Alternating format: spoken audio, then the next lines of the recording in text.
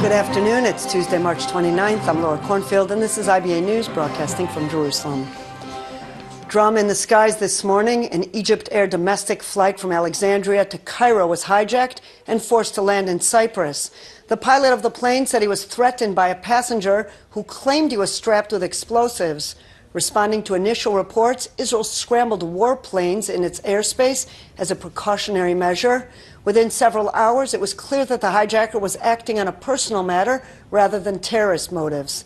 Some 60 police, primarily Egyptians, and less than a dozen tourists and crew members were on board, all of whom were released.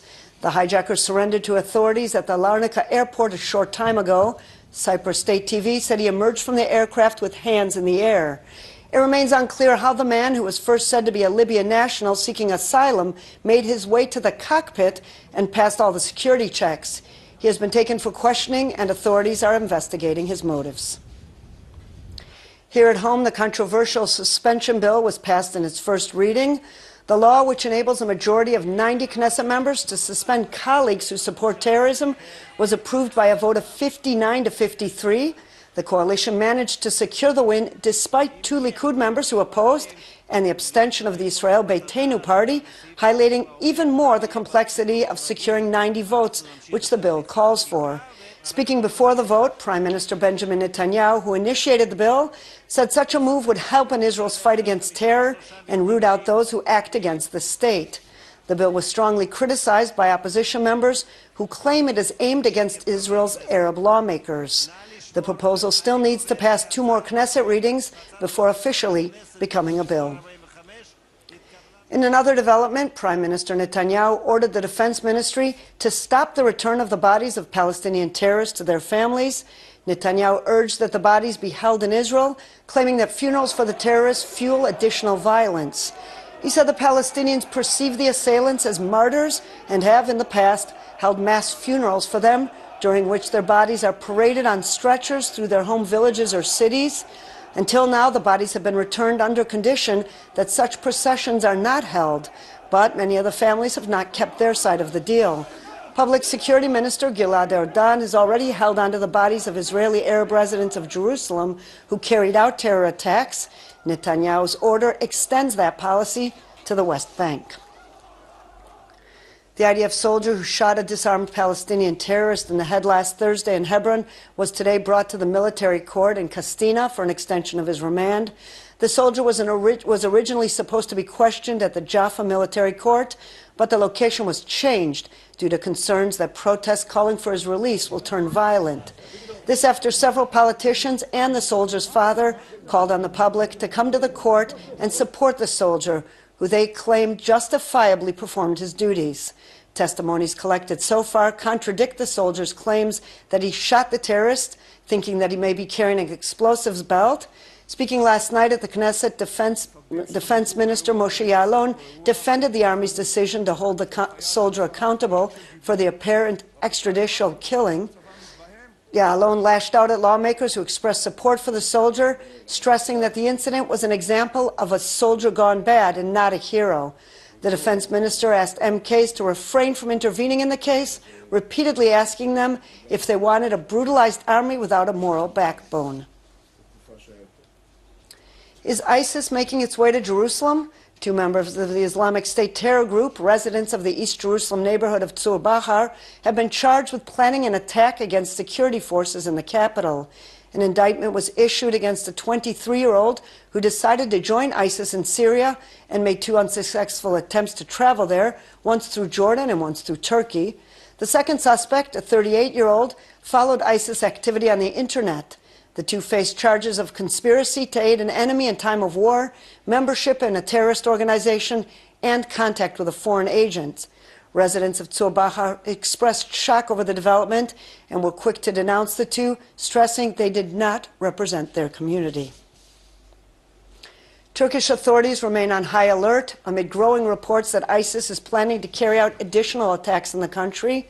The British Sky News today reported that Islamic State terrorists have advanced plans to specifically murder Jewish children in Turkey, targeting kindergarten, schools, and youth centers.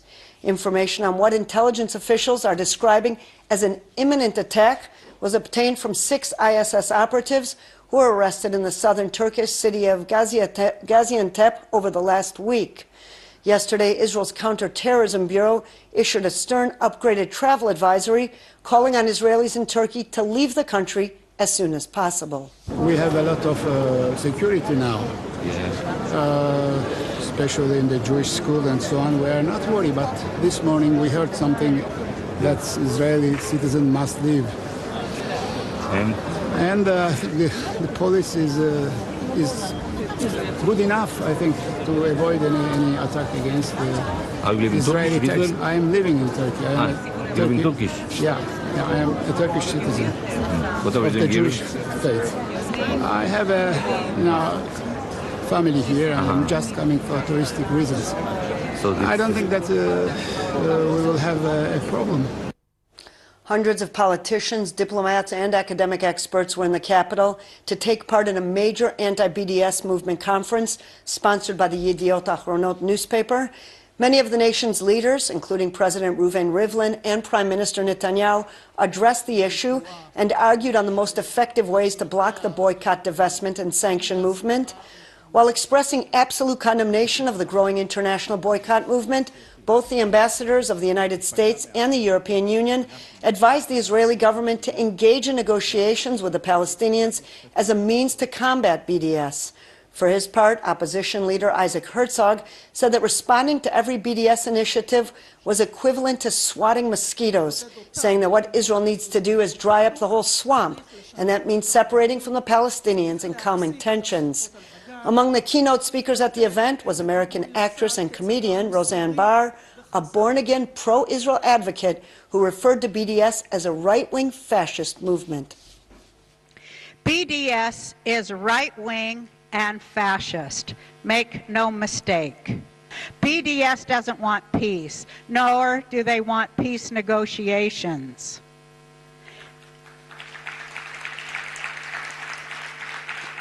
They use code words which expose that, such as the code word occupation, which is actually an imperialist term when applied to Israel. And you've probably noticed that they use that word a lot, getting all the mileage they can out of it, which, if their hated peace negotiations ever occurred, they would have to use instead the legally correct words, disputed territories. Only by silencing the outraged opinion of those it wishes to exterminate can any fascist narrative continue to exist, because it is a lie whose center cannot hold in the threatening and inevitably victorious face of fact. The BDS movement needs to be exposed for who they really are, anti-Semitic bigots. This according to Jonathan A. Greenblatt, the national director of the Anti-Defamation League, who arrived in the country on a special work visit. He spoke with IBA's Ari O'Sullivan. The ADL was founded over 100 years ago for the purpose of stopping the defamation of the Jewish people and securing justice and fair treatment to all. So for over 100 years, we've been fighting anti-Semitism and bigotry and working for civil rights and social justice. BDS, or the Boycott, Divestment, and Sanctions Campaign, many of the students who are involved in it are not anti-Semitic, and many of the universities where it happens are not anti-Semitic hotbeds. But make no mistake, the originators of the campaign are anti-Semitic in their intent, and the climate that it often creates, the outcome whereby Jewish students feel alienated or feel worried about expressing their support of Israel, that indeed is anti-Semitic. So the reason why ADL is focused on it through our 27 offices across the country is we see BDS growing from first being an issue on campuses to moving to corporate boardrooms, to investment houses, to cultural venues, even union halls, religious denominations. And for these reasons, because again, it is rooted in bigotry and the outcome it creates can be hostile to Jewish students, that's why we're very involved. Jonathan, what should the ADL response be to the BDS movement? We have offices in 27 cities across the country. So when there's an incident, when there's a demonstration, when there's a divestment vote, Our offices get involved. They respond by helping to empower the Jewish students so they can push back on the prejudice against them or against this Jewish democratic state of Israel. At the same time, we just announced a partnership with the Raout Institute, a think tank here in Israel, with whom we'll be working to do strategic analysis of BDS and develop an action plan to take it down, again, whether it's on a college campus, in a corporate boardroom, or in a cultural venue. Economists have said that it really doesn't impact on Israel's economy, so why bother? Why give them all this publicity? Look, I don't like the idea of giving them oxygen at all. So we should call them what they are, haters. We should call them what they are, delegitimizers. And it's not necessarily that today in this moment it's creating an impact, but I worry about the long-term impacts on the American Jewish community. I worry about trying to make the idea of supporting Israel, supporting a Jewish democratic state of Israel, a problem on college campuses. I worry about not what it may mean today, but what its long-term effects are. And for that reason, we're very concerned about it. Let's take a look at the American elections. There seems to be an outbreak of bigotry and intolerance. Is this something that concerns the ADL?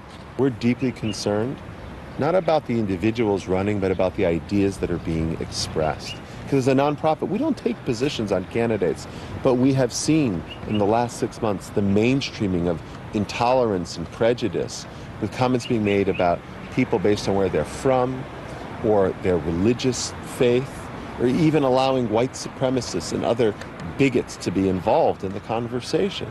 We think these are really problematic, which is why we've taken money that were given to us by one of the candidates and we've invested it to expand our anti-bias work.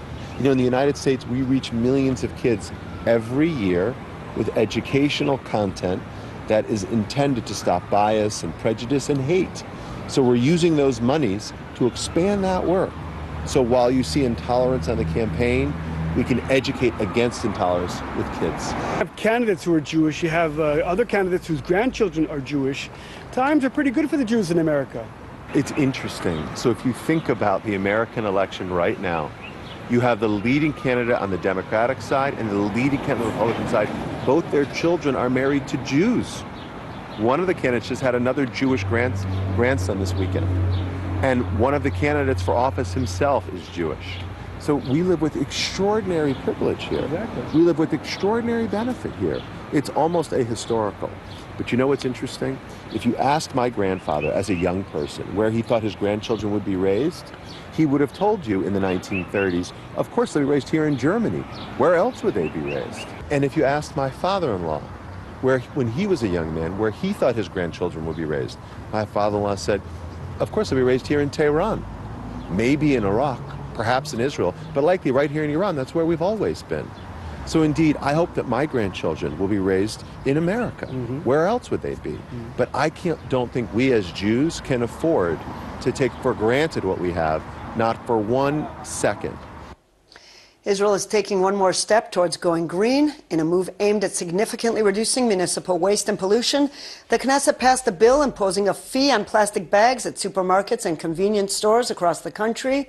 The law, which goes into effect at the start of next year, will require customers to pay 10 agorot for each plastic bag. Large supermarket chains will be prohibited from distributing the bags free of charge. Environmental Protection Minister Avi Gabay called the move an important step for the conservation of nature without affecting the cost of living. According to the ministry, the average Israeli uses 275 plastic bags per year, an enormous amount that adds up to 3 billion plastic bags each year and accounts for approximately 7% of the nation's waste. The 5th annual Sounds of the Old City Music Festival kicked off in Jerusalem last night. The 4-day event, which runs through Thursday, offers a unique cultural dip into the musical traditions of the Old City. On the bill are dozens of singers, bands, and ensembles, which are set to perform on central stages and along the streets of the Old City's quarters. The diverse lineup includes Israeli singers Dana Berger, Ehud Banai, Dudu Tassa, Carolina, Yuval Dayan, the Hebrews of Dimona, and the list goes on. Admission to the event is free of charge, and organizers invite the public to dress up warm, come stroll through the streets, and experience the wonderful sights and sounds.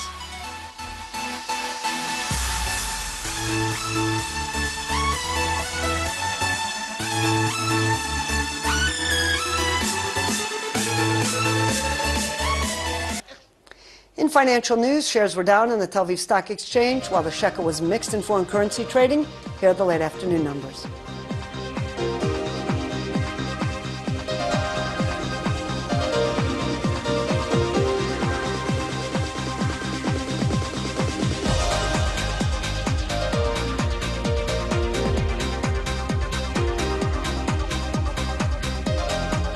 Turning to the weather, and the forecast is calling for a rise in temperatures over the rest of the week. Here are the highs and lows for the next 24 hours at home and abroad.